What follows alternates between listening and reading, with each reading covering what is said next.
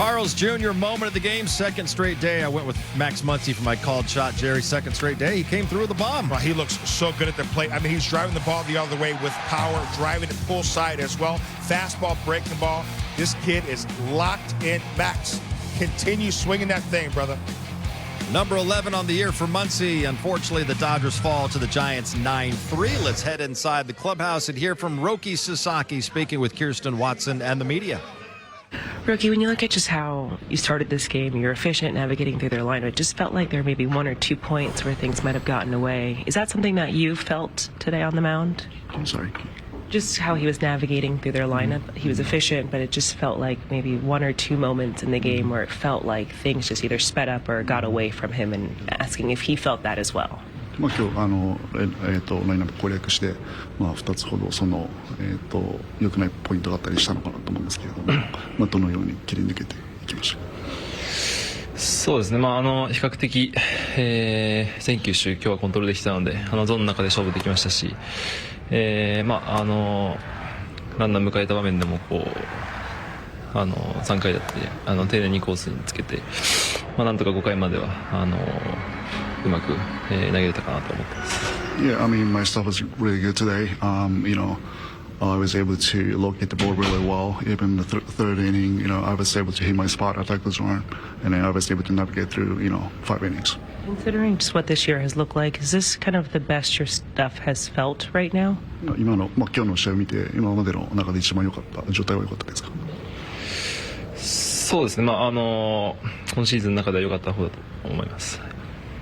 Yeah, I mean, in this season, yeah, I feel pretty good. What do you need to do to take the next step further in your game? 次、より良くなるためには何か必要でしょうか？そうですね、今日に関しては1巡目の攻め方は良かったと思うので、ただ2巡目3巡目になった時にもっと工夫が必要だなっていうふうには感じました。配球で。So first time through the order, I was able to attack the hitters really well. But second time through, third time through, my pitch selection was a little predictable, so I have to work on that. So Roki Sasaki winds up going 5+ innings. He allows 3 runs, 5 strikeouts, only walk. And Nomar, really for the second straight start, even though he allows 3 runs, some encouraging stuff that we saw from Roki in this game. There really was. I thought he looked really good through those 5 innings. I think it was really more that 6 where we started seeing that. And I think we've seen that, though. Really when that third time through the lineup, where teams start kind of figuring out making those adjustments. He even mentioned in his scrum right there that I think I have to be better, being less predictable maybe that third time that they're facing him, and what adjustments that he may have to make and really understand how I have to execute my pitches, even if it is pitching at contact, to be able to maybe to induce weak contact. But nonetheless, I think this was really positive. This should be one that should build him more confidence and keep building up on that confidence, because he did a pretty good job up until that 6th inning where it was like, okay, they were starting to get to him a little bit, but definitely something he can build on, and hopefully he feels that way. Yeah, listen, that split that didn't really split to Devers, tip your hat. He's a big league hitter, a really good big league hitter. I think the one pitch he's going to be upset about is that double, that 2-run double. He wanted that breaking ball or that split down in the zone. I think he may get soft contact, possibly swing and miss. But that pitch right there, that 2-seamer or sinker, but it really acts like a 2-seamer. I think that could be a huge pitch for him, because it keeps especially the right-handed hitter honest, not leaning out over the plate with a slider or that cutter, and will keep them honest with that split finger. So continue using that 2-seamer against right-handed batters, and maybe as you get a feel for that pitch, have that comebacker 2-seamer away from the righty for strike 3.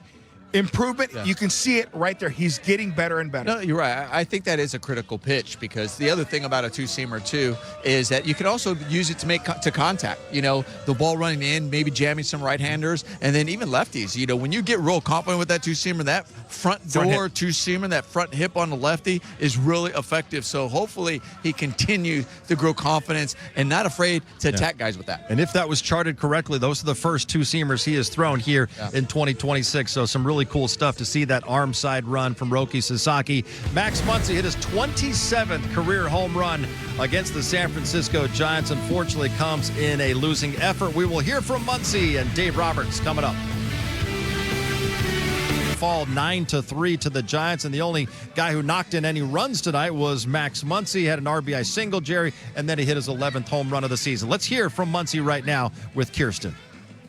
Max, just as a team, I feel like you guys have had a lot of situations where you're low bases, but then maybe you only get 1 or 2 runs out of it. Just how are you looking kind of at that persistent issue here? Yeah, I mean, like we said yesterday, we're in a funk right now, and it's a team-wide thing. You have to try to find the positives out of it for that situation. We are creating situations where we can have good things happen. We're just not getting, a hit here or there. So, you try to look, like I said, you try to look at the positives. We are creating situations. We're in a funk at cashing them in. Do you guys as a group, or just maybe the veterans of this clubhouse, do you guys come together in a time like this right now to kind of figure things out, or just, obviously you are so talented and you know who you are, but are there conversations happening behind closed doors amongst you all? There's a lot of conversations happening, yeah. We're not taking this lightly right now, but, we also understand it is 162. And, we've gone through stretches like this in the past, and we've also gone through good stretches, and so it's just, we're having a lot of conversations, but it's also trying not to overreact to something still early in May.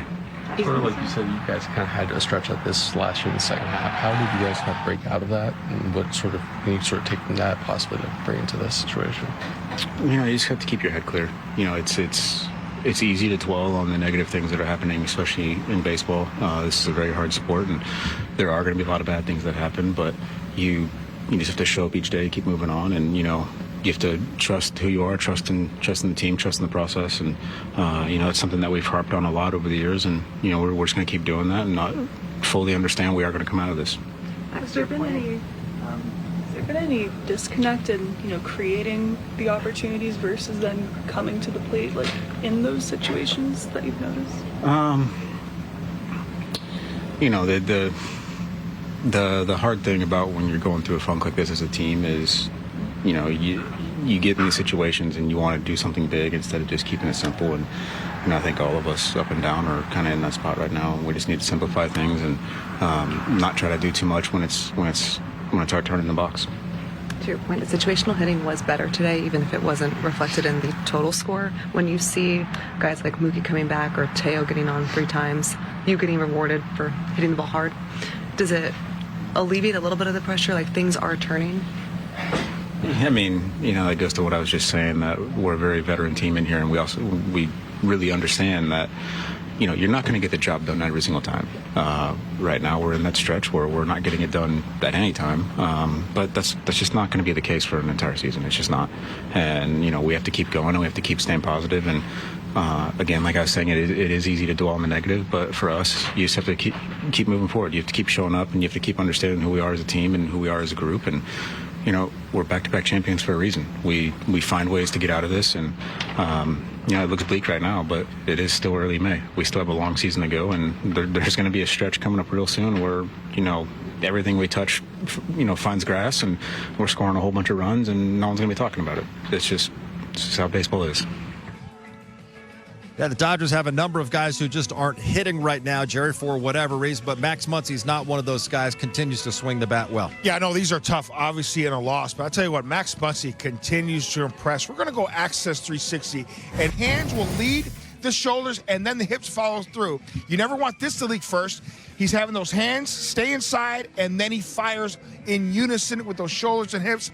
It is a really pretty swing. Yeah, and not only is he firing with the hands, but while he's doing the hands, the barrel's staying above the hands a lot longer and then going through the zone, which is creating that backspin. We just love the fact that he's driving it the other way. He is not getting the ball where it flares and spins, because he is still strong enough to hit a ball out of the ballpark, even when you kind of mishit it and it kind of flares over there, kind of slices over there. No, he is not getting that. He is getting that backspin on a regular basis, and he also knows he has quick enough hands to turn on balls when they're in, just like he did on that single to right field.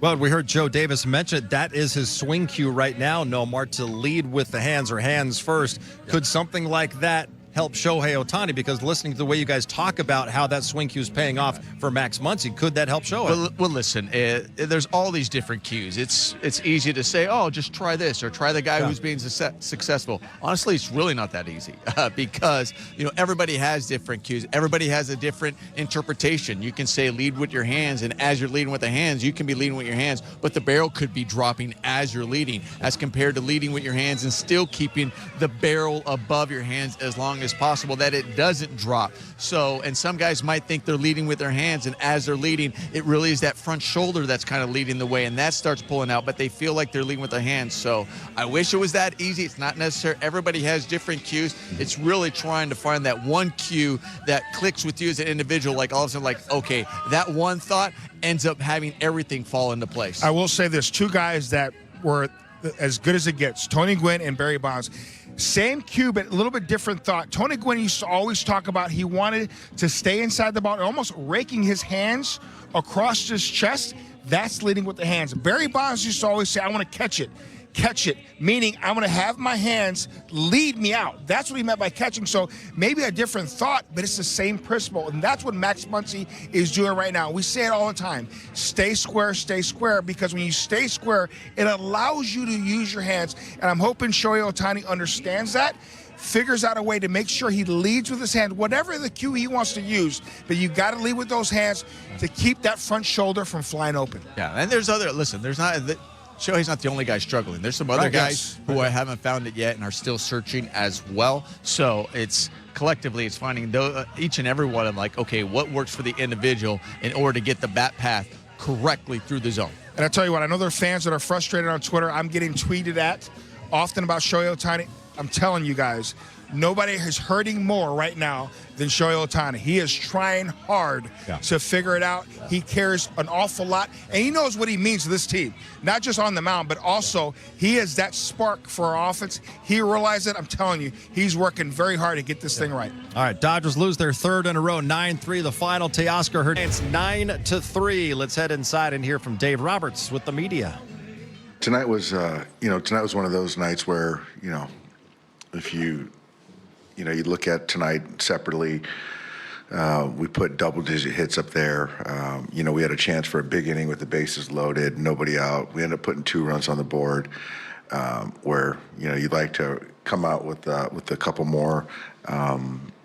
But yeah, it was good to see Max continue to do what he's been doing, and see Teo have some good at bats, and Will threw out a couple hits today, which was good. And so I just think that, the effort, the focus was there. I thought the fight was there, and we're gonna come out of it. It's frustrating while you're in it, but we just have too much talent and too much desire to keep doing this for much longer. But yeah, tonight is the one I felt that we had the pitching as far as the pen lined up, and I felt we were gonna break out, and we had an opportunity to get to their pen, so it just didn't happen. But I still feel, encouraged about some things tonight. Shohei Ohtani, it's clear that he's trying to get back on track offensively. He's now taking batting practice twice within a week. You've talked in the past with other guys about giving them just like a mental break when they're struggling. Is that something that you would consider with him right now? Yes, yeah. He's pitching on Wednesday, and I haven't decided if he's going to, one of those days he's not going to hit.